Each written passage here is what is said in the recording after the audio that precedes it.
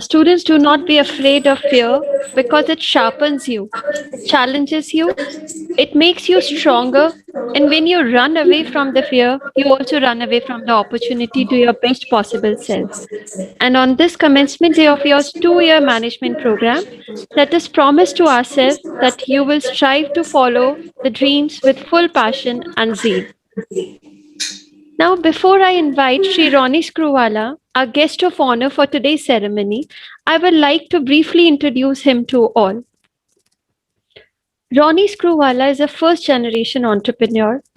He pioneered cable TV in India and went on to build one of the largest toothbrush operations in India and thereafter the very successful media and entertainment company UTV.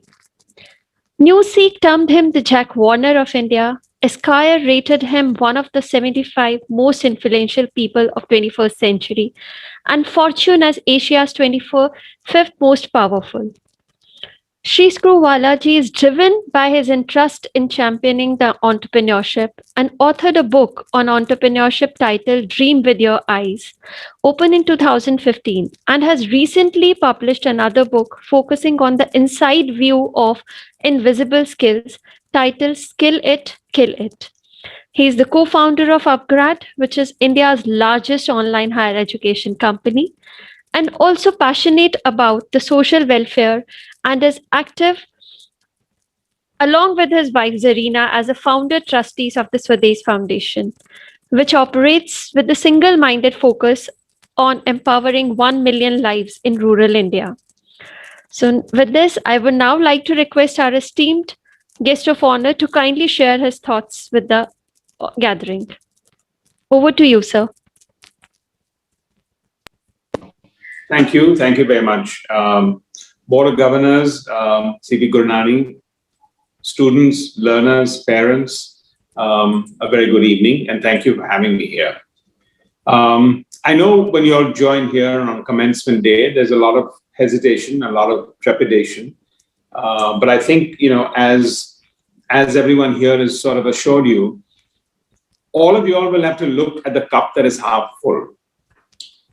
Uncertainty can be quite debilitating for people in many ways. But if we remove that uncertainty, the result of that on the other side is massive opportunity.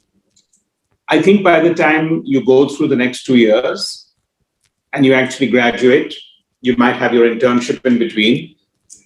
The future of work is going to be very, very different. It's already changing. It may have been heightened and triggered a little bit by the pandemic, but it's not something that would have not changed in any case. Spend these 2 years very carefully to figure out what is it that drives you. I think today more than ever, the element of your own self-conviction, take these 2 years as you will learn through the academia and the hard knowledge.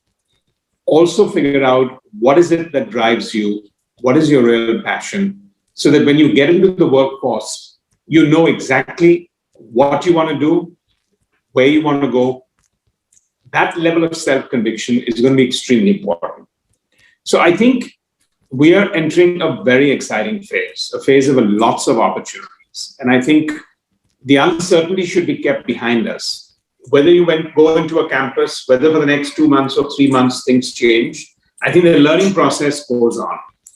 You're going to learn from your peers, you're going to learn from your faculty, you're going to learn from industry professionals, but you're also going to learn a lot from yourself. And I think you'll see that those opportunities are quite incredible. I penned a book, and ironically, CP also contributed to that, and we had a good conversation, and he actually gave a lot of stirring insights in that.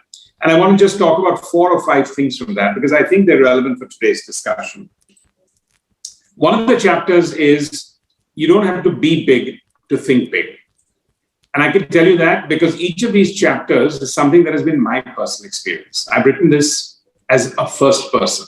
As someone who came from a low middle class family, soft skills was not my strength. The first school I went to was an English medium school, but mostly everyone was talking there in Hindi and in Gujarati.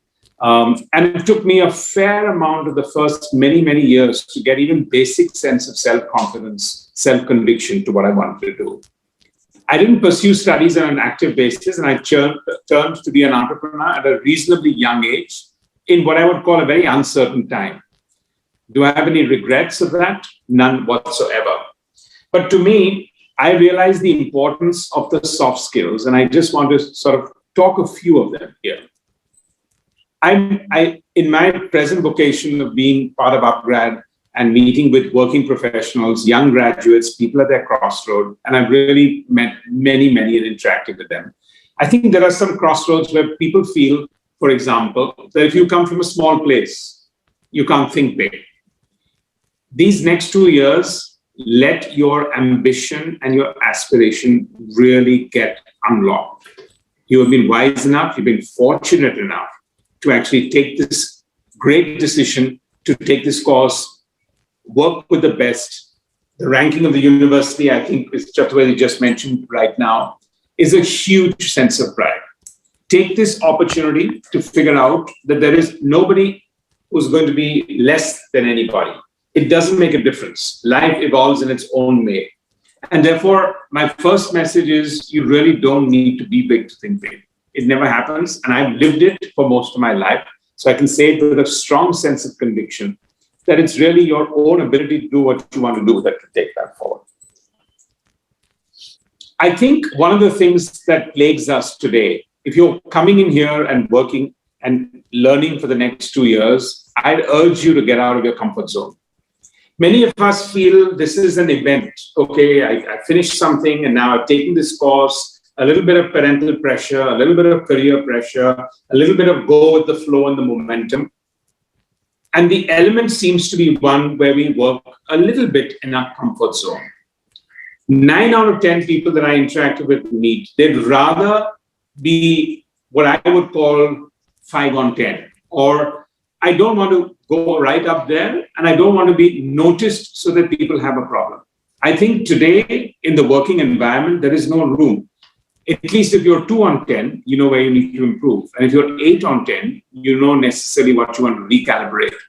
So I would say to a lot of you, you'll have to move out of your comfort zone, evaluate what level of comfort zone you're in, and see how that's going to get shaken up during these 2 years where you're going to be able to learn from the best of the faculty, but also to get your own skills to this level. I think we spend a lot of our time blaming the environment. I think introspect for yourselves while you're taking this 2-year course. Half the time when you're looking at something, it's about, I didn't get this because somebody else didn't get it. I think 50% of the time, and I have a chapter there actually that says all shine, no wine. And that I really mean, we spend a lot of time actually blaming everyone around us in some form or the other. We don't believe we are in control of our destiny at all. We actually believe that if this would have happened, if this would have happened, and anything goes, it's more because X happened and Y happened, Z happened. This is the time, if you want to get out there, outside of the 2 years that you're going to spend in an academic environment, for you to really figure out your own level of self-conviction. Whether you want to be an entrepreneur, whether you want to be a manager, whether you want to be a leader, whichever form and whatever career you're going to do, you're going to have to lead people. The minute you're a manager and you influence 5 people's lives, or you influence 50,000 people's life, trust me, it's not very difficult or different, because that first 5, if you get it right, you'll get it really right for a longer period of time. So that's just a very strong element of that. I think the last one I would leave everyone here is, in academia, mix it up, because the best peer-to-peer learning comes from your colleagues. I think a lot of people have asked me many times, who's a good mentor, who's been my good mentor? And I think my basic communication to everyone has been, we normally look for someone older, into inverted commas, wiser. Look anywhere. Your best can come from someone even younger. My best mentorship has happened, and I think that will be when you're learning here, is when somebody's asked me a question, and a really tough question, and I haven't had an answer for that. And that stirs me on to think even more. So look for people in mentorship that's going to influence you and change your lives in some ways, and ask you the hard questions you haven't asked. I want to wish you all the very best. I think it's a it's a time right now where many of you can actually feel nervous, can feel a sense of nervousness in some form or the other, uncertainty in some form or the other. Use this as an incredible opportunity. If you're going to that, don't look at it with a single track. Look at what you're going to get from here, but also look how you as an individual are going to grow and learn on all sides, outside of academia also, to make yourself completely career and future-proofed on the other side. I wish you all the very best, and thank you for giving me this opportunity to be here on Commencement Day. Thank you very much, sir, for this illuminating and thought-provoking address and sharing the piece of advice in terms of commitment and lifelong learning for the students. Thank you so much once again for joining us today.